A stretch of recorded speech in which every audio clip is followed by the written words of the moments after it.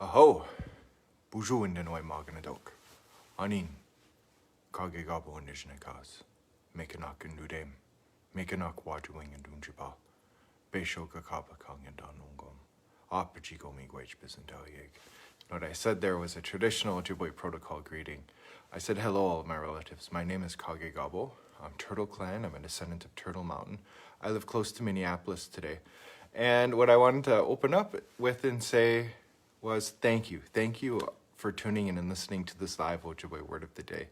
Again, if you take a few moments out of your day on Thursday night to talk about, to discuss, to listen to Ojibwe, Chippewa, Anishinaabe, language, culture, history, spirituality, linguistics, ethics, philosophy, I'm incredibly grateful for that. So I always love beginning by saying thank you. Thank you for listening. And tonight's word of the day is actually, it's not a word. It should be, we should rephrase it, Ojibwe phrase of the day. And this was one of the first phrases, incredibly important phrases that I learned when I began learning the language about 20 years ago. And it's Gigawaabamin. Gigawaabamin. And this is an incredibly important one. I think if you are learning the language, hopefully you'll walk away from this word of the day with an ability to say that, but also some insight into what that word means. So if we break this word down, Gigawaabamin, the waabam is the verb to see someone. It's a transitive animate verb. And I love sharing this with people. Conservatively speaking, there are about 6,000 different ways to conjugate that verb. To me, the first time I heard that, it was mind-boggling and intimidating, yet it exposed me to like the elegance and the sophistication of the language. And that's a conservative number. Some people have even suggested people far more learned than I am, maybe around 7,000 different conjugations for that. So we're focusing on one of those conjugations, and it's a Gigawaabamin. And that Gi in at the end, that's I to you. And that Ga, this is a conjugation. If it's third person, it will show up as da, but that Ga means I shall or I will with certainty. For example, it will definitely happen. Da muka wapang. The sun shall rise tomorrow. The sun will definitely rise. This is something that will definitely happen. So in Ojibwe, we don't have a word for goodbye. There isn't a way to say goodbye to someone. What you'll say is Gigawaabamin. I'll see you. And sometimes you'll have this, I will see you with certainty. And this is an idea that shows up in indigenous nations all over Mikanako-Minising, all over Turtle Island.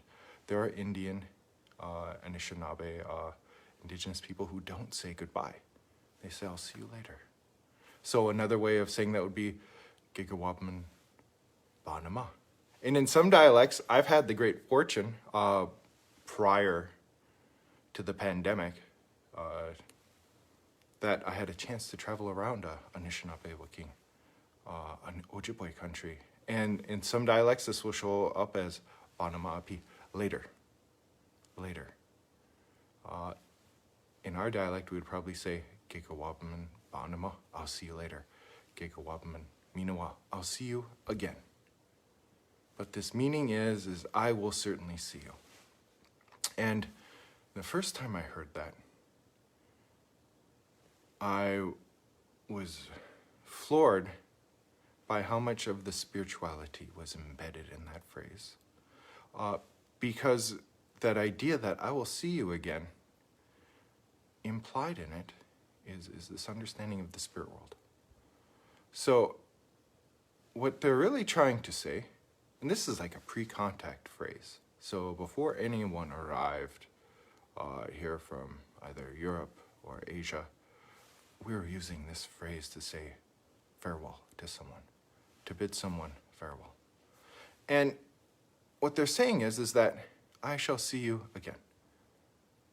And really, really what's implied here is, I shall see you again, either in this world or in the next. There will be, and it shall happen.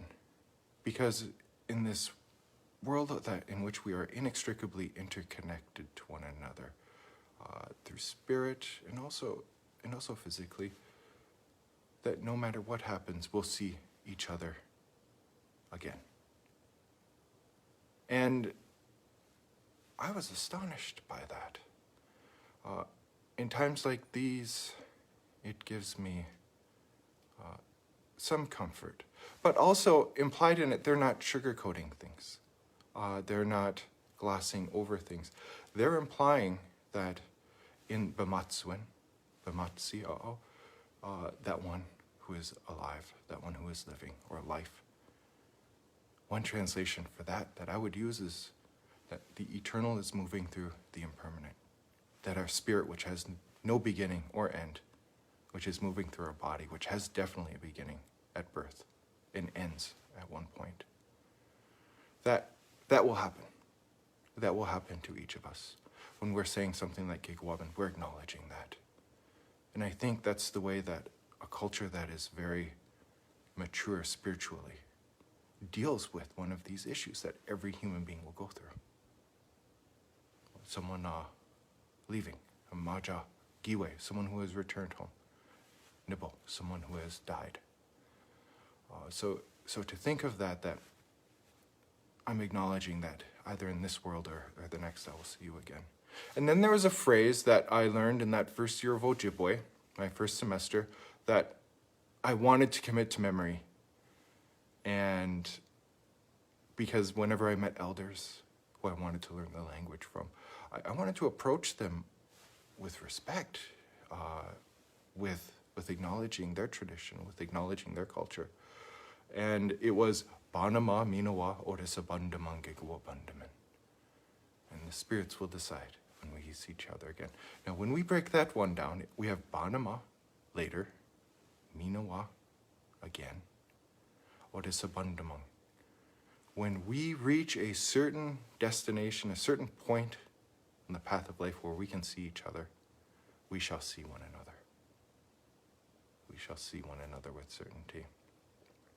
And how my teacher translated that to me was, the spirits will decide when we see each other. Life, ৱাpä ምᓐ, is always subject to change. It can change in a moment. And it's always changing.